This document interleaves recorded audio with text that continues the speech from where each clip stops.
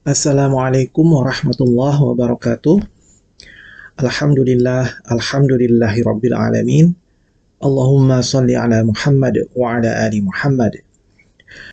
Teman-teman, di video kali ini aku ingin membahas persoalan klasik ya, yang tiap tahun muncul lagi ketika mendekati hari raya Idul Adha ya, yaitu mengenai siapakah yang akan dikorbankan, Ismail ataukah Ishak. Aku akan membahas hal ini berdasarkan dalil-dalil yang ada di dua kitab dari dua agama ya, baik itu dari Al-Quran, hadis, maupun Bible. Jadi mungkin video kali ini jadi agak panjang ya. Walaupun begitu, mohon disimak sampai selesai, supaya bisa memahami secara keseluruhan. Nah, bagi umat Islam, mengenai pertanyaan tentang siapa yang akan dikorbankan, tentu jawabannya sudah final, yaitu Nabi Ismail alaihissalam. Namun ada saja YouTuber dari umat sebelah yang berusaha mempengaruhi umat Islam untuk mempercayai bahwa yang akan dikorbankan adalah Ishak. Di antaranya adalah ini ya, Scott orang Indonesia yang kopla ya. Di antara videonya adalah dua video yang ini ya. Kenapa aku bilang dia kopla? Karena banyak videonya itu membahas tentang Islam, tetapi dia tidak tahu apa yang dia bahas dalam waktu yang rata-rata hampir 1 jam ya.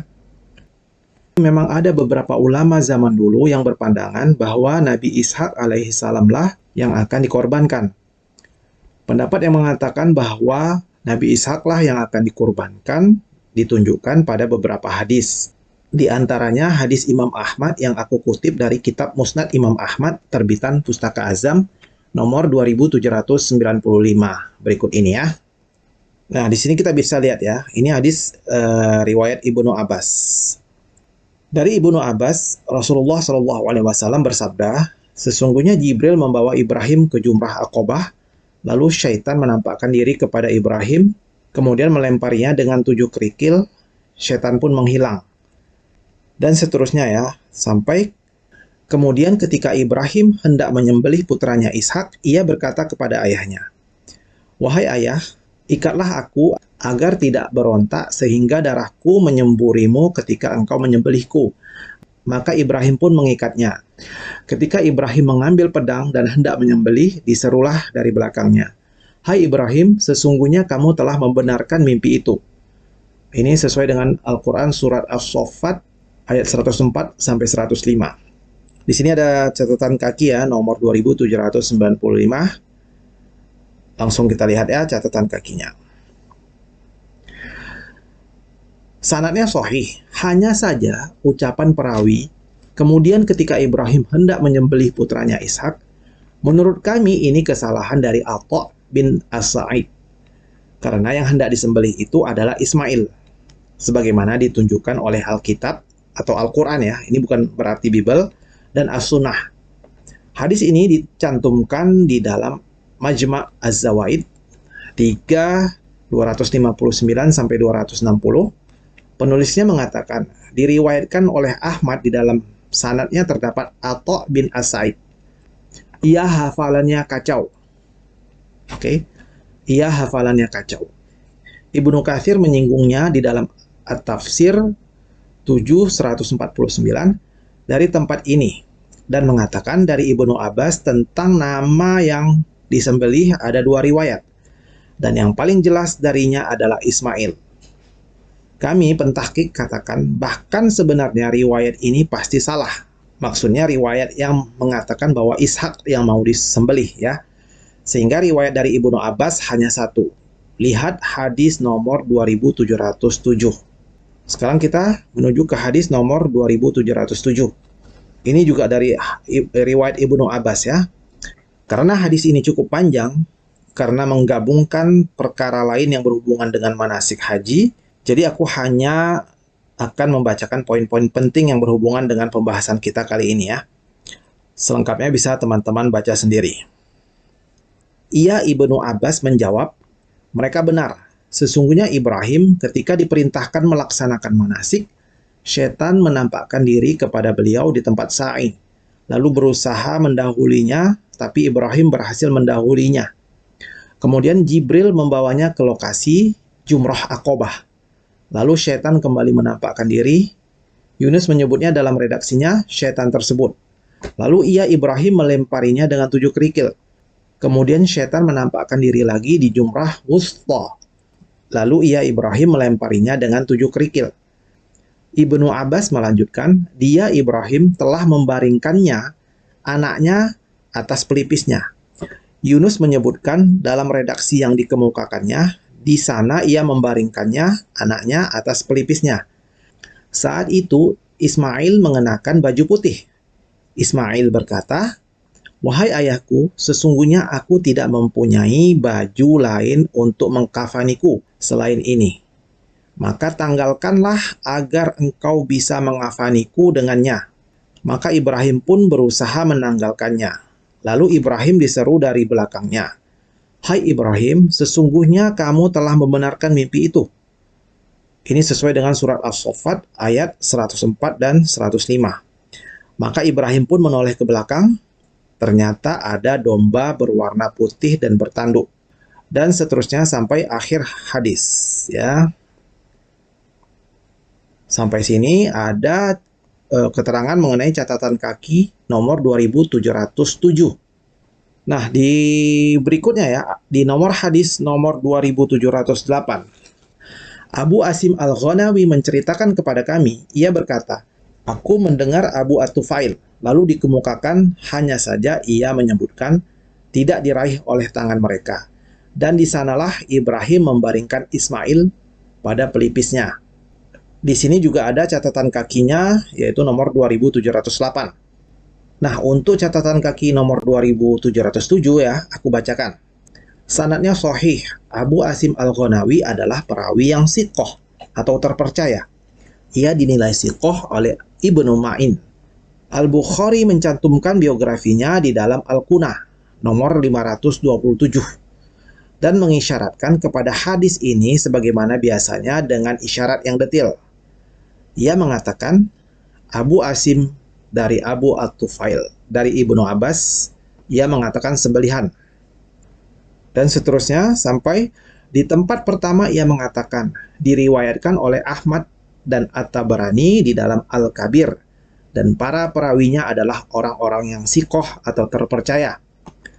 Di tempat kedua ia mengatakan, diriwayatkan oleh Ahmad, dan para perawinya adalah para perawi sahih. Selain Abu Asim Al-Ghanawi, ia seorang yang siqoh. Kata selain di sini bukan berarti melainkan ya atau pengecualian ya, tetapi artinya adalah selain ia perawi yang sahih, ia juga perawi yang siqoh ya. Kemudian di catatan kaki nomor 2708 ya, yang ini catatan kakinya yang ini, sanadnya sahih. Hadis ini merupakan pengulangan hadis sebelumnya, artinya pengulangan dari hadis nomor 2707. Nah, bisa dilihat di sini ya bahwa dari catatan kaki ini semua perawinya adalah perawi yang siqoh dengan riwayat yang sahih dan matannya pun sahih. Oke. Jadi tidak ada celah di sini ya, tidak ada celah dari hal sanad maupun tidak ada celah dari para perawinya sendiri. Berbeda dengan hadis yang menyatakan bahwa Ishak yang dikorbankan. Ya. Di sini jelas dikatakan bahwa perawinya ini ada celah ya. Misalnya di sini dikatakan ia hafalannya kacau. Dan matan hadis ini bertentangan dengan Al-Quran dan As-Sunnah. Oke. Sementara hadis yang mengatakan bahwa Ismail alaihi salam lah yang akan dikorbankan, itu sesuai dengan petunjuk yang ada di Al-Quran dan As-Sunnah. Jadi hadis nomor 2795 yang mengatakan bahwa Nabi Ishak alaihi salam lah yang akan dikorbankan adalah hadis yang tertolak ya. Sedangkan hadis nomor 2707 yang ada di dalam kitab Musnad Imam Ahmad ini adalah hadis yang diterima ya, yang mengatakan bahwa Nabi Ismail alaihi salam lah yang akan dikorbankan. Oke. Penyebab adanya beberapa ulama yang berpendapat bahwa Nabi Ishak alaihi salam lah yang akan dikorbankan adalah didasarkan kepada riwayat Israiliyat yang dibawa oleh mantan ahli kitab yang masuk Islam. Dalam hal ini diduga dibawa oleh Ka'ab al-Ahbar. Namun lebih banyak lagi ulama yang berpendapat bahwa yang akan dikorbankan adalah Nabi Ismail alaihi salam. Ini adalah pendapat yang benar karena berdasarkan pada nas-nas atau petunjuk yang berasal dari Al-Quran dan athar-athar yang berasal dari para sahabat dan tabi'in yang diantaranya berhukum marfu karena Rasulullah Shallallahu Alaihi Wasallam mendiamkannya ya atau bertakrir saat beliau mendengarkan riwayat tentang pengorbanan Nabi Ismail alaihi salam ya. Sehingga pendapat inilah yang dipegang oleh umat Islam dari zaman dulu sampai sekarang, bahwa Nabi Ismail alaihi salam lah yang akan dikurbankan, bukan Nabi Ishak alaihi salam. Oke.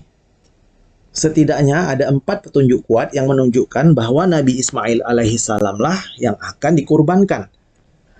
Petunjuk yang pertama yaitu Al-Quran Surat As-Saffat ayat 99 sampai 113. Ini aku kutip dari tafsir Ibnu Katsir ya. Dan Ibrahim berkata, sesungguhnya aku pergi menghadap kepada Robku dan dia akan memberi petunjuk kepadaku. Ya Robku, anugerahkanlah kepadaku seorang anak yang termasuk orang-orang yang soleh. Maka kami beri dia kabar gembira dengan seorang anak yang amat sabar. Maka tatkala anak itu sampai pada umur sanggup berusaha bersama-sama Ibrahim, Ibrahim berkata, "Hai anakku, sesungguhnya aku bermimpi bahwa aku menyembelihmu. Maka fikirkanlah apa pendapatmu." Ia menjawab, "Wahai ayahku, kerjakanlah apa yang diperintahkan kepadamu. Insya Allah, engkau akan mendapatiku termasuk orang-orang yang sabar." Tatkala keduanya telah berserah diri dan Ibrahim membaringkan anaknya atas pelipisnya, nyatalah kesabaran keduanya. Dan kami panggil dia, "Hai Ibrahim, sungguh engkau telah membenarkan mimpi itu. Sesungguhnya demikianlah kami memberi balasan kepada orang-orang yang berbuat baik. Sesungguhnya ini benar-benar suatu ujian yang nyata. Dan kami tebus anak itu dengan seekor sembelihan yang besar. Kami abadikan untuk Ibrahim itu pujian yang baik di kalangan orang-orang yang datang kemudian, yaitu kesejahteraan dilimpahkan atas Ibrahim. Demikianlah kami memberi balasan kepada orang-orang yang berbuat baik. Sesungguhnya ia termasuk hamba-hamba kami yang beriman. Dan kami beri dia kabar gembira dengan kelahiran Ishak, seorang nabi yang termasuk orang-orang yang soleh. Kami limpahkan keberkahan atasnya dan atas Ishak. Dan di antara anak cucunya ada yang berbuat baik dan ada pula yang zalim terhadap dirinya sendiri dengan nyata. Sangat jelas difirmankan di sini ya, bahwa peristiwa kurban itu terjadi sebelum kelahiran Nabi Ishak alaihissalam. Karena pada ayat 99 sampai ayat 111 ya, Al-Quran bercerita tentang Nabi Ibrahim alaihissalam dan putra sulungnya yaitu Nabi Ismail alaihissalam. Baru kemudian pada ayat ke-112, Al-Quran bercerita tentang kabar kelahiran Nabi Ishak alaihissalam. Oke, jelas ya? Petunjuk nomor 2. Nabi Ismail alaihissalam disebut-sebut sebagai anak yang sabar. Pada surat As-Saffat ayat 101 dijelaskan bahwa Nabi Ibrahim alaihissalam akan diberikan seorang anak yang amat sabar.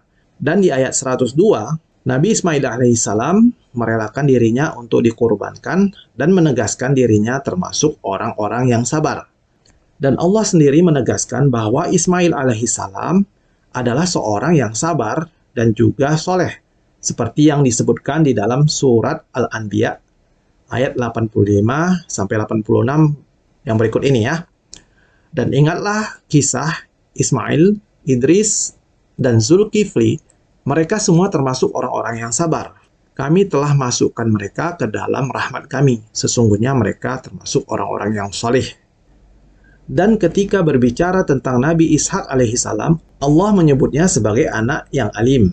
Seperti yang dijelaskan dalam surat Al-Hijr ayat 53 dan surat Az-Zariyat ayat 28. Aku akan bacakan sebagian dari ayatnya ya. Selengkapnya bisa teman-teman baca sendiri. Tetapi mereka tidak mau makan. Mereka di sini adalah para malaikat yang menjadi tamu Nabi Ibrahim alaihissalam ya. Karena itu Ibrahim merasa takut kepada mereka. Mereka berkata, "Janganlah kamu takut. Dan mereka memberi kabar gembira kepadanya dengan kelahiran seorang anak yang alim, yaitu Ishak, ya. Oke. Petunjuk berikutnya terdapat pada Al-Quran surat Hud ayat 71. Dan istrinya berdiri di balik tirai, lalu dia tersenyum. Maka kami sampaikan kepadanya kabar gembira tentang kelahiran Ishak, dan sesudah Ishak lahir pula Yakub. Ya. Nah, dari ayat ini ya, bagaimana mungkin dikatakan bahwa yang akan disembelih adalah Ishak alaihissalam, sedangkan Allah Subhanahu wa taala sendiri sudah memberi kabar gembira kepada ibunya, yaitu Sarah, tentang kelahiran Nabi Ishak alaihissalam dan kemudian kelahiran cucunya, yaitu Yakub alaihissalam. Walaupun secara fakta peristiwa penyembelihan itu memang tidak pernah terjadi kepada mereka, tetapi secara tatanan redaksional pewahyuan ayat maupun dari keagungan pewahyuan peristiwa, tentu hal itu sangat tidak wajar dan tidak rasional kalau Allah mewahyukan sedemikian, ya. Petunjuk berikutnya adalah peristiwa kurban tersebut terjadi di Makkah, bukan di tempat lain. Tidak diragukan lagi dan juga didukung oleh nas Al-Quran dan hadis bahwa peristiwa kurban tersebut terjadi di Mekah. Karena itulah disyariatkan untuk melakukan pemotongan hewan kurban pada hari nahar atau hari penyembelihan pada tanggal 10 Dzulhijjah di Mekah sebagai rangkaian dari ibadah haji. Dan seperti diketahui bahwa Ismail alaihissalam dan ibunya Hajarlah yang tinggal di Mekah, bukan Ishak alaihissalam dan ibunya Sarah, yang menurut beberapa riwayat mereka tinggal di negeri Syam. Kalau benar Ishak alaihissalam yang akan dikurbankan, tentu syariat pemotongan hewan kurban akan dilaksanakan dengan rujukan ke negeri Syam. Tapi kenyataannya kan tidak begitu, ya. Nah, nas atau petunjuk dari Al-Quran ada di surat Ibrahim ayat ke-37 berikut ini, ya. Ya Rob kami, sesungguhnya aku telah menempatkan sebagian keturunanku di lembah yang tidak mempunyai tanam-tanaman, di dekat rumah engkau, Baitullah yang dihormati. Ya Rob kami, yang demikian itu agar mereka mendirikan sholat, maka jadikanlah hati sebagian manusia cenderung kepada mereka, dan beri rizkilah mereka dari buah-buahan. Mudah-mudahan mereka bersyukur. Sedangkan petunjuk dari hadis ada di hadis Al-Bukhari, kitab hadis-hadis tentang para nabi, bab firman Allah bergegas, Quran surat 37 ayat 94, artinya berjalan dengan cepat. Nomor hadis 3364. Ini hadis riwayat Ibnu Abbas juga, ya. Ibnu Abbas berkata, permulaan wanita memakai ikat pinggang adalah ibu Ismail atau Hajar. Dia memakai ikat pinggang itu untuk menutupi tanda-tanda kehamilannya di hadapan Sarah. Kemudian Ibrahim membawa Hajar dan Ismail, anaknya yang masih menyusu, dan menempatkan keduanya di sisi Baitullah dekat pohon besar, di atas Zamzam, di sebelah atas masjid. Masjid di sini bukan berarti bangunan masjid, ya. Masjid artinya adalah tempat sujud, ya. Tidak harus berupa bangunan. Saat itu di Mekah belum ada seorang pun dan juga tidak ada air. Lalu dia meninggalkan Ismail dan ibunya di sana. Dia meletakkan satu kantong kurma dan kantong berisi air lalu dia pergi. Ibunda Ismail pun mengikuti Ibrahim dan mengatakan, "Wahai Ibrahim, engkau mau kemana? Kenapa engkau meninggalkan kami di lembah sunyi dan tandus ini?" Dia mengatakannya berkali-kali, tetapi Ibrahim tidak menoleh sedikit pun kepadanya. Dia bertanya, "Apakah Allah yang memerintahkanmu?" Ibrahim berkata, "Ya." Dia berkata, "Kalau begitu dia tidak akan menyanyiakan kami." Lalu dia kembali. Ibrahim terus berjalan hingga sampai ke sebuah bukit di tempat yang tidak terlihat oleh orang-orang. Ibrahim berdoa seraya mengangkat kedua tangannya. "Ya Rob, sesungguhnya aku telah menempatkan sebagian keturunanku di lembah yang tidak mempunyai tanam-tanaman di dekat rumahmu, Baitullah yang dihormati, sampai mereka bersyukur." Ini adalah surat 14 atau surat Ibrahim ayat 37. Ayat Al-Quran surat Ibrahim ayat 37 dan hadis Al-Bukhari nomor 3364 ini menceritakan ketika Nabi Ibrahim alaihissalam meninggalkan istrinya Hajar dan putranya Ismail alaihissalam di suatu tempat di dekat Baitullah. Dan yang dimaksud dengan Baitullah itu adalah Ka'bah. Dan Ka'bah itu terletak di Mekah. Jadi dari semua petunjuk dan keterangan di atas, sudah sangat jelas, meyakinkan dan tak terbantahkan bahwa yang akan dikurbankan adalah Nabi Ismail alaihissalam, bukan Nabi Ishak alaihissalam. Riwayat yang mengatakan bahwa yang akan dikurbankan adalah Nabi Ishak alaihissalam adalah riwayat yang lemah, yang didasarkan kepada riwayat Israiliyat, yang tidak bisa dijadikan hujah atau pegangan oleh umat Islam dimanapun sampai kapanpun. Oke? Nah, sekarang bagaimana menurut Bible? Benarkah Ishaklah yang akan dikorbankan? Mari kita simak, ya. Dasar hujah atau pegangan umat Kristen yang mengatakan bahwa Ishak yang akan dikorbankan adalah adanya ayat Bible yang menyebutkan nama Ishak dengan jelas dan gamblang di ayat berikut ini, ya. Ini adalah ayat Kitab Kejadian pasal 22 ayat 2. Firman-Nya, ambillah anakmu yang tunggal itu yang engkau kasihi, yakni Ishak. Pergilah ke tanah Moria dan persembahkanlah dia di sana sebagai korban bakaran pada salah satu gunung yang akan kukatakan kepadamu. Kemudian di pasal 22 ayat 9 sampai 10, ya. Sampailah mereka ke tempat yang dikatakan Allah kepadanya. Lalu Abraham mendirikan mezbah di situ, disusunnyalah kayu, diikatnya Ishak anaknya itu, dan diletakkannya di mezbah itu di atas kayu api. Sesudah itu Abraham mengulurkan tangannya lalu mengambil pisau untuk menyembelih anaknya. Di kitab Kejadian pasal 22 ayat 2 ini dikatakan bahwa Ishak adalah anak tunggal Abraham. Sementara Bible juga mengatakan bahwa Ishak juga mempunyai saudara laki-laki sekandung yang bernama Ismail. Ini artinya pada saat itu Ishak adalah anak pertama, dan pada saat itu Ishak belum mempunyai adik karena Ismail belum lahir. Anak pertamalah yang berhak menyandang status sebagai anak tunggal, ya, kalau dia belum mempunyai adik untuk jangka waktu yang lama. Oke, sepakat ya? Tetapi benarkah Ishak itu anak pertama dari Abraham? Atau pertanyaannya, ya, apakah Ishak itu lebih tua dari Ismail? Mari kita perhatikan ayat-ayat berikut ini. Kitab Kejadian pasal 16 ayat 16. Abram berumur 86 tahun ketika Hagar melahirkan Ismail. Dan Kitab Kejadian pasal 21 ayat 5, adapun Abraham berumur 100 tahun ketika Ishak anaknya lahir baginya.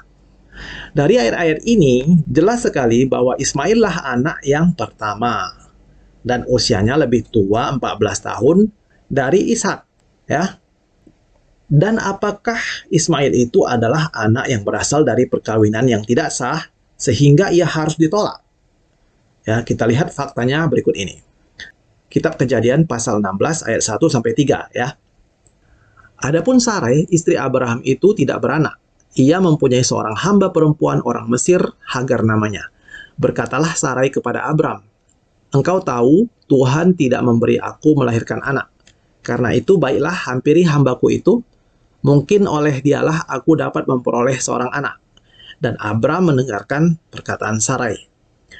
Jadi Sarai istri Abram itu mengambil Hagar hambanya orang Mesir itu, yakni ketika Abram telah 10 tahun tinggal di tanah Kanaan. Lalu memberikannya kepada Abram, suaminya, untuk menjadi istrinya. Oke. Dari beberapa ayat ini, sudah sangat jelas bahwa perkawinan antara Abraham dan Hagar adalah perkawinan yang sah dan sudah disetujui oleh Sarah. Kemudian, setelah peristiwa kurban tersebut, Abraham dan kedua bujangnya pulang ke Beersheba, seperti yang ditunjukkan ayat berikut ini. Ya, ini Kitab Kejadian pasal 22 ayat 19. Kemudian kembalilah Abraham kepada kedua bujangnya, dan mereka bersama-sama berangkat ke Beersheba, dan Abraham tinggal di Beersheba. Mereka pulang ke Beersheba karena di sanalah tempat tinggal Ismail dan ibunya Hagar, ya. Yaitu tempat tujuan saat mereka dulu diusir oleh Sarai yang cemburu. Seperti yang ditunjukkan oleh ayat berikut ini. Kitab Kejadian 21 ayat 14. Keesokan harinya pagi-pagi Abraham mengambil roti serta sekirbat air dan memberikannya kepada Hagar. Ia meletakkan itu beserta anaknya di atas bahu Hagar. Kemudian disuruhnyalah perempuan itu pergi. Maka pergilah Hagar dan mengembara di padang gurun Bersheba. Sedangkan Ishak dan Sarai tinggalnya adalah di Hebron, seperti yang ditunjukkan oleh ayat berikut ini. Kejadian 23 ayat 2. Kemudian matilah Sarah di Kiryat Arba, yaitu Hebron, di tanah Kanaan. Lalu Abraham datang meratapi dan menangisinya. Kitab Kejadian 35 ayat 27. Pada saat ini Yakub sudah lahir ya. Lalu sampailah Yakub kepada Ishak, ayahnya, di Mamre dekat Kiryat Arba. Itulah Hebron, tempat Abraham dan Ishak tinggal sebagai orang asing. Oke. Jika Ishak yang akan dikorbankan, maka Abraham akan pulang ke Hebron ya untuk mengantar Ishak kepada ibunya yaitu Sarai yang tinggal di Hebron. Tetapi faktanya adalah Abraham pulang ke Bersheba karena mau mengantar Ismail kepada ibunya Hagar sebagai putranya yang akan dikorbankan. Masuk logika kan? Kalau Oten masih tetap memaksakan bahwa Ishaklah yang akan dikorbankan dengan alasan bahwa Ishak adalah anak perjanjian dan sebagainya, itu justru hanya akan menunjukkan bahwa akal dan logika orang itu tidak waras ya, sekaligus membuktikan bahwa ada kontradiksi berat dalam Bible itu sendiri. Oke, demikian ya teman-teman.